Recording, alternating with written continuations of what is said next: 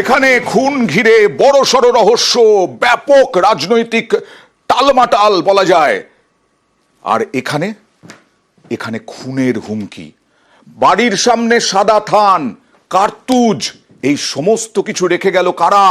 এই নিয়েই চলছে, কারণ অন্ত্যেষ্টির সামগ্রীও রাখা আছে। খুনের হুমকিতে বলা আছে এক ছোবলেই ছবি তৃণমূল পঞ্চায়েত সদস্যকে।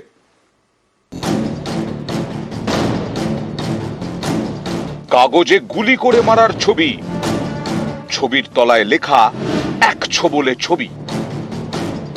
কাগজের পাশে কার্তুজ, সাদা থান, সঙ্গে শেষকৃত্যের সব সামগ্রী। বাড়ির সামনে এসব রেখে প্রাণে মারার হুমকি দেওয়া হয়েছে।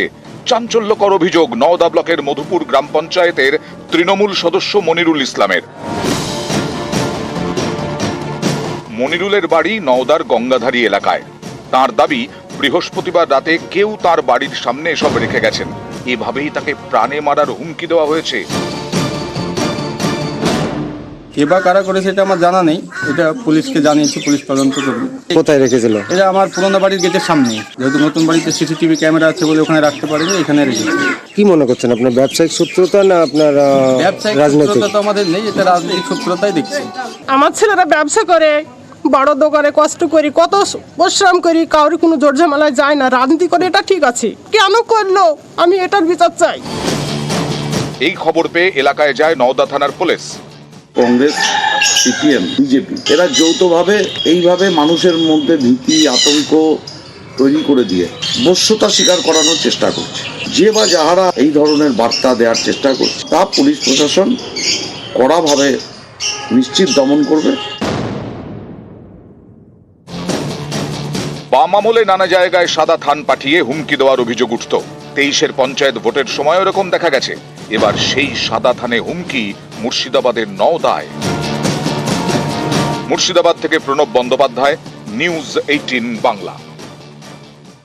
পাসপোর্ট জালিয়াতি, এই পাসপোর্ট জালিয়াতিতে বহু পান্ডা ধরা পড়েছে। রাজ্য পুলিশ ধরেছে, কলকাতা পুলিশ ধরেছে। এবার একজন কলকাতা পুলিশের প্রাক্তন এসআই গ্রেফতার। প্রাক্তন এসআই পাসপোর্ট জালিয়াতিতে ধৃত। তার পরিচয় কি, কোথায় বাড়ি, কিভাবে পাসপোর্ট জালিয়াতিতে যুক্ত আব্দুল হাই, এই সব জানবো। সরাসরি চলে যাব প্রতিনিধি অমিতের কাছে। অমিত,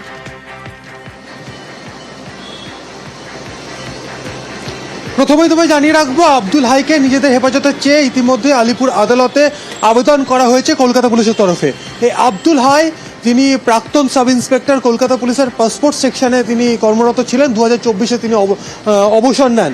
অবসর নেওয়ার আগে প্রায় 2.5 বছর তিনি পাসপোর্ট সেকশনে এনকোয়ারি অফিসার হিসেবে তিনি কর্মরত ছিলেন। এনকোয়ারি অফিসার মানে পাসপোর্ট ডিপার্টমেন্টে যে সমস্ত বিভিন্ন পাসপোর্ট রিজিওনাল অফিস থেকে পুলিশ ভেরিফিকেশনের জন্য পাঠানো হতো, সেই পাসপোর্ট সেকশনে এনকোয়ারি অফিসার হিসেবে তার তার দায়িত্ব ছিল সেই সমস্ত নথি ভেরিফাই করা এবং সেগুলোকে পোর্টালে আপলোড করা বা পোর্টালে আপলোড করার ক্ষেত্রে অর্থাৎ সবুজ সংকেত দেওয়া যে একজন আবেদনকারী সমস্ত নথি ঠিক আছে, একে পাসপোর্ট দেওয়া যেতে পারে। এনকোয়ারি অফিসার হিসেবে কাজ করতেন। কিন্তু কিভাবে তিনি জালিয়াতিতে যুক্ত, কলকাতা পুলিশ সূত্র থেকে দাবি করা হচ্ছে, এই পাসপোর্ট সেকশনে কর্মরত অবস্থায় তিনি যখন ছিলেন সেই সময় সমরেশ বিশ্বাস, যার বারাসাতে বাড়ি, অর্থাৎ একই জেলাতে দুজনের বাড়ি, তার সঙ্গে পরিচয় হয়।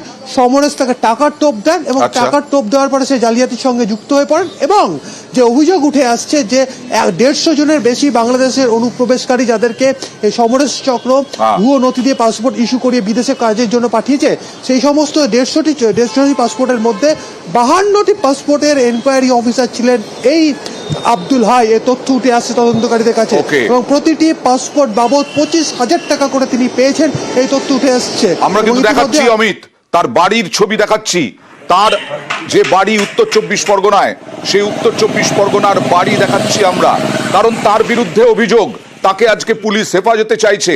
এই আব্দুল হাই, তিনি প্রাক্তন এসআই, 2024-এ রিটায়ার করেছেন। তার আগে এরকম অভিযোগ উঠে আসছে এরকম পাসপোর্ট জালিয়াতিতে যুক্ত থাকার। কিন্তু প্রতিবেশীরা বলছেন তিনি তো সৎ। কি কারণে অ্যারেস্ট করা হয়েছে এটা আমরা সঠিক এখন জানিও না। দীর্ঘদিন উনি লালবাজারে দীর্ঘদিন ধরে কর্মরত ছিলেন। তো উনি সদ্য রিটায়ার হয়েছে, খুবই সৎ এবং খুবই অনেস্ট একজন ব্যক্তি। আমার যতটুকু মনে হচ্ছে এটা সম্পূর্ণ একটা সত্য। আমরা চাই উনি তো নির্দোষ, ওনাকে যত দ্রুত সম্ভব রিলিজ করা হোক।